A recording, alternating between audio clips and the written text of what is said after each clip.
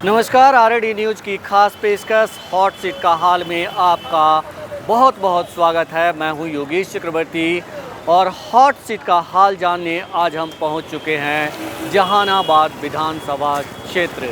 Hot seat का हाल में हम उन विधानसभा क्षेत्रों का हाल बताते हैं जहां किसी न किसी वजह से लड़ाई दिलचस्प होते रही है या फिर होने की संभावना है। पटना जिला से सटे जहानाबाद में अब सब कुछ सामान्य है, लेकिन 80 के दशक में यह क्षेत्र खूनी संघर्ष के लिए जाना जाता था।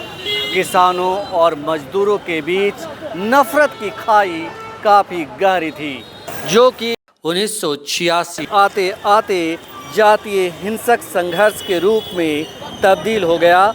उसके बाद हत्याओं का जो दौर शुरू हुआ वह साल 2000 तक चला। हालांकि अब सब कुछ बीते दिनों की बात हो गई है। जहानाबाद विधानसभा क्षेत्र बिहार के 243 विधानसभा क्षेत्रों में से एक है और बिहार विधानसभा की कर्म संख्या 216 पर दर्ज है। जहानाबाद विधानसभा क्षेत्र जहानाबाद लोकसभा क्षेत्र के अंतर्गत आता है और यह विधानसभा क्षेत्र 1991 में अपनी स्थापना के बाद से अब तक 17 चुनाव देख चुका है। 2025 में जहानाबाद में 18वां विधानसभा चुनाव होगा। जहानाबाद सीट पर मुख्य मुकाबला महागठबंधन और एनडीए के बीच होना तय है। हालांकि जनसुराज की एंट्री से यहाँ लड़ाई त्रिकोणीय हो सकती है, लेकिन यह सब कुछ तय करता है जनसुराज, महागठबंधन और एनडीए से कौन प्रत्याशी होगा। तीनों दलों में प्रत्याशियों की एक लंबी लिस्ट है। शुरू से ही यहाँ आरजेडी और जेडीयू के बीच कड़ा संघर्ष होता रहा है और इस बार भी ऐसा ही कुछ संभावनाएं दिख रही है। एनडीए गठबंधन में ये सीट जेडीयू के खाते में जाना तय माना जा रहा है। जहानाबाद की राजनीति में यादव और भूमिहार जातियों का वर्चस्व रहा है और यही समीकरण यहाँ के चुनाव परिणामों को निर्णायक रूप से प्रभावित करते रहे हैं। यहाँ आरजेडी ने लगातार जमीनी पकड़ बनाई है। यह सीट आरजेडी के लिए एक मजबूत गढ़ मानी जाती है। युवा नेतृत्व को मौका देकर पार्टी ने जनमानस से गहरा जुड़ाव कायम किया है। 2020 के विधानसभा चुनाव में कुमार कृष्ण मोहन उर्फ सुधा यादव ने अपने प्रतिद्वंदी जेडीयू के वरिष्ठ नेता कृष्णनंदन प्रसाद वर्मा को 33,902 वोटों के बड़े अंतर से हराया। 2020 के चुनाव में सुधा यादव को कुल 75,030 वोट मिले, जो कुल मतों का 47% था, जबकि उनके निकटतम प्रतिद्वंदी को मात्र 41,128 वोटों पर संतोष करना पड़ा। जैसा कि मैंने बताया कि जहानाबाद में मुकाबला महागठबंधन और एनडीए के बीच होनी है। ऐसे में दोनों ही गठबंधन की ओर से नेता प्रत्याशी बनने के लिए अपना दम खम दिखा रहे हैं। जेडीयू से इस सीट पर 4 प्रत्याशी चुनाव मैदान में हैं। जेडीयू के जिला अध्यक्ष दिलीप कुशवाहा जहां इस सीट पर लव कुश समीकरण बताकर यहां के प्रति अपनी निष्ठा और दलित वोटरों का नंबर बताकर अपना दावा कर रहे हैं, वहीं अभिराम शर्मा का भूमिहार वोटों के साथ साथ दलित और पिछड़े वोटों का गणित है।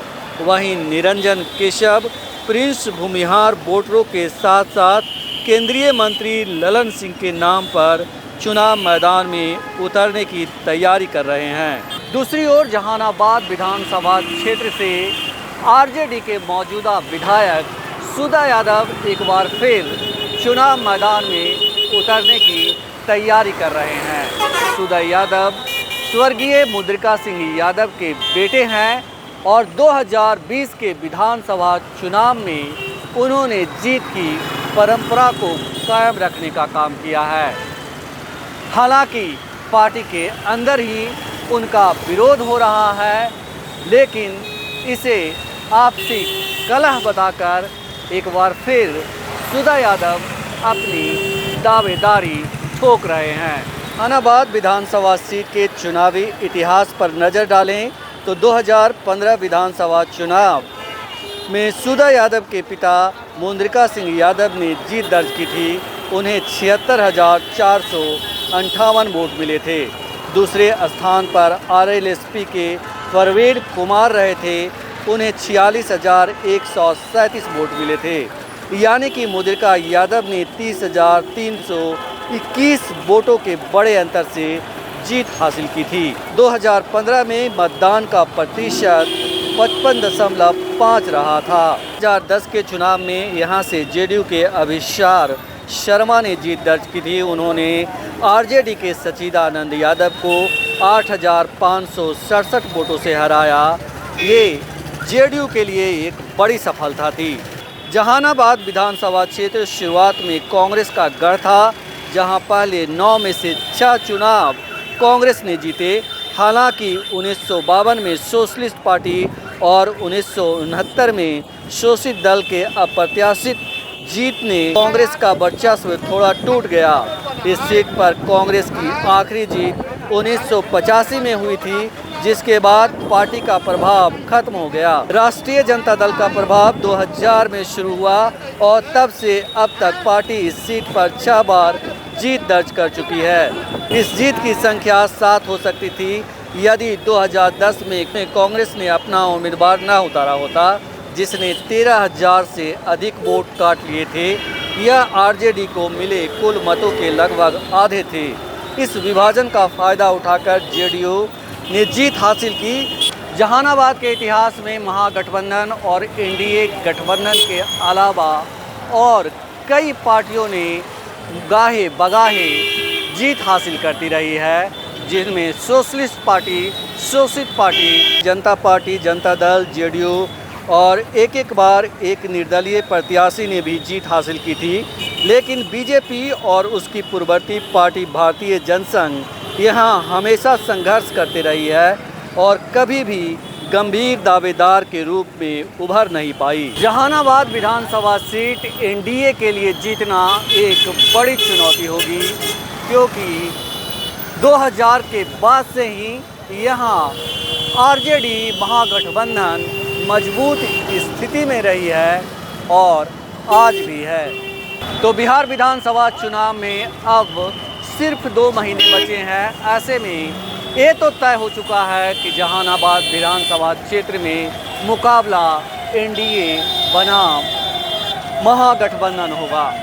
इसके साथ ही 2025 के विधानसभा चुनाव में जहानाबाद बिहार की सियासत में एक रोचक समीकरण पेश कर सकता है। जहानाबाद में महागठबंधन मजबूत स्थिति में है। ऐसे में एनडीए के सामने इसके समीकरण को ध्वस्त करने की चुनौती है।